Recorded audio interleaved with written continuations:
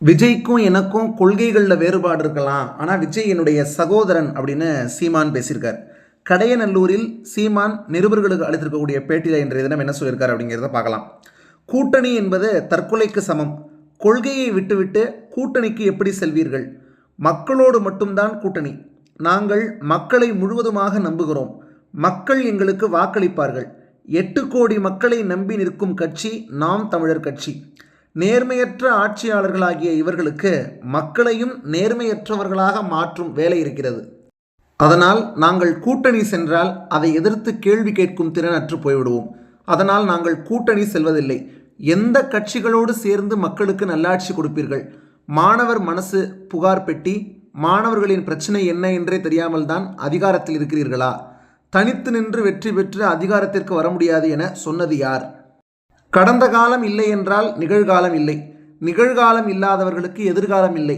முன்னாடி கட்சி துவங்கியது நான் தான். அவங்கள் அதிகாரத்தில் இருப்பதால் ஊடகத்தில் பளிச்சென்று வருகிறார்கள். இதனால் மக்களுக்கு தெரிகிறது. ரொம்ப நாட்களுக்கு முன்பே கட்சி துவங்கிவிட்டேன். என்னுடைய பலவீனம் வலிமை எனக்கு தெரியும். என்னிடம் காசு இல்லை. எனக்காக பேசும் ஊடகங்கள் இல்லை. இதனால் நாங்களே தான் பேச வேண்டும். நாங்கள் வேகமாக ஓடுவோம். நான் தடுமாற்றம் இல்லாத காரணத்தினால் இப்படி இருக்கிறேன். தாவேகா தலைவர் விஜய் என் சகோதரன்.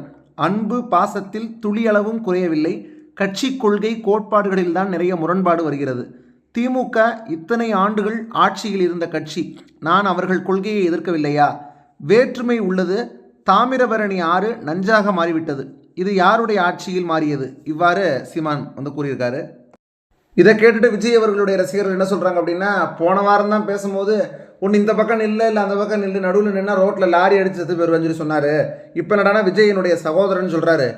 இவரெல்லாம் நம்ப முடியாதுன்னு சொல்லி அவங்க ஒரு பக்கம் சொல்கிறாங்க. இது உங்களுடைய கருத்து என்ன இது பற்றி, சீமானுடைய இந்த பேச்சு குறித்து அப்படிங்கிறத மறக்காமல் கீழே கமெண்ட்ஸை தருவீங்க. மேலும் வீடியோ கண்டிப்பாக அதிகமானவருக்கு ஷேர் பண்ணுங்கள். தொடர்ந்து அடுத்தடுத்து பல்வேறு வீடியோக்களில் சந்திப்போம். நன்றி.